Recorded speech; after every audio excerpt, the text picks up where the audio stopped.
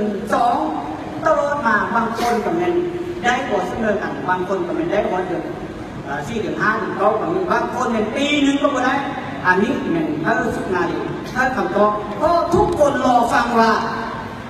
ทางบริษัทจะส่งเงินคืนให้พวกเราสำหรับเราผู้ที่ต้องการต้นมานี้เป็นต้องการต้นมั้งเร็วพวกท่านต้องการต้นบอกให้ทางสุนารีบอกว่าจะต้นให้ลูกค้าพวกเราในเวลาได้มือได้ถ้าบททนจะให้คำตอบแนวใดต่อลูกค้าแล้วพร้อมกันชอบคำตอบมีแต่ตอนนี้เนาะแล้วก็คือทำตัวเอง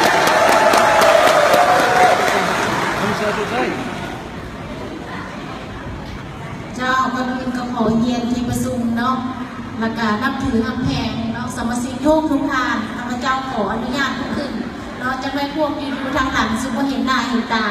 ประธานสุนารีถึงเป็นว่าเนาะจะสั่งบันไดก็ตามเนาะมื้อนี้ก็จำเป็นต้องได้เบิ่งหน้าประธานสุนารีไปก่อนเต็มๆเนาะเพราะประธานสุนารีได้ปีนหน้าใส่บรรดาทานก็ได้หันหน้ามาใส่ประธานสุนารีกันมองเนาะฉะนั้นคำถามที่ท่านผู้ต่างหน้าเนาะของบรรดาสมาชิกทั้งหมดเนาะที่เข้ามาในร่วมของประชุมวันนี้ที่ถามออกมาอันเนาะก็ถือว่าถูกต้องแล้วเนาะแน่นอนทุกคนที่เข้ามานี่ก็คือจุดประสงค์เดียวแม้กระทั่งข้าพเจ้าเองก็จุดประสงค์เดียวกันกับของทุกท่านเนาะก็คือเราจะพูดว่าธุรกิจของบริษัท PS นี่เนาะมันสิไปต่อได้บ่ถ้าไปต่อบ่ได้หมายความว่าเงินของเฮาขนาดเนาะประธานสุนารีสามารถคืนเงินให้ประชาชนได้บ่อันนี้คือจุดประสงค์เนาะที่พวกท่าน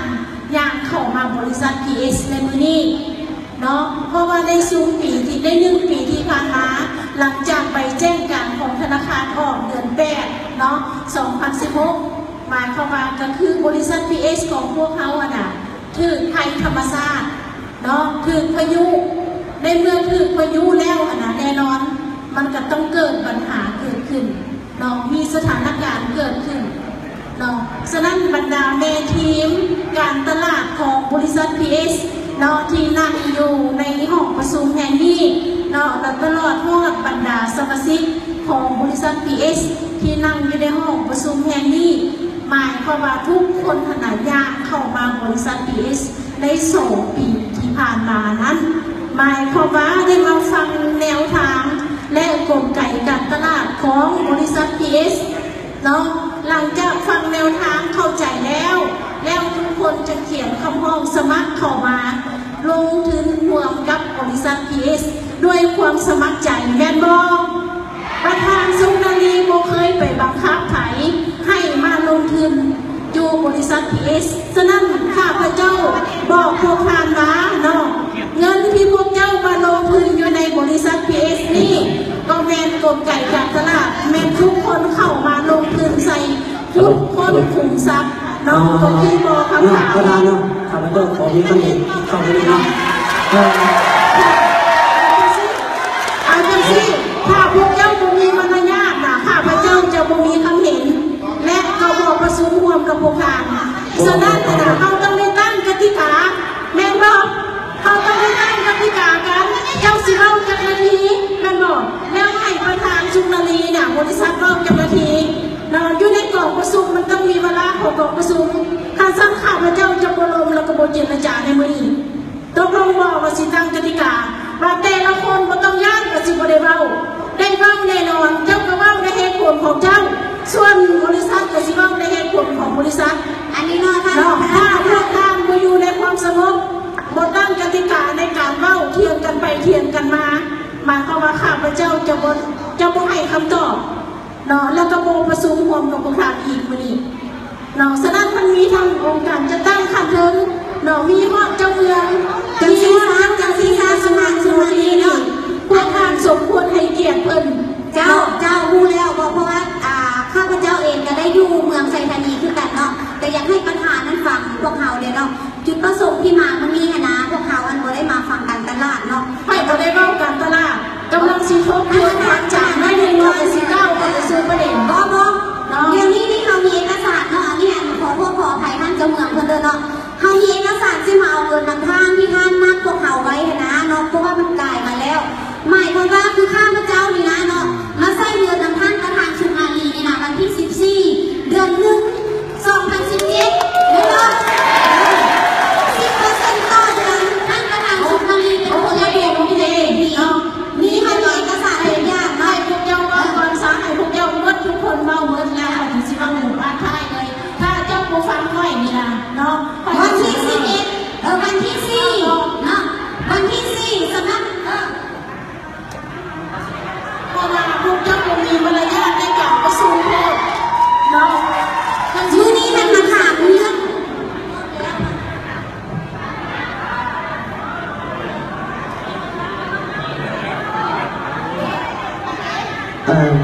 ขอเงินนะเจ้าเงินเราก็ต้อง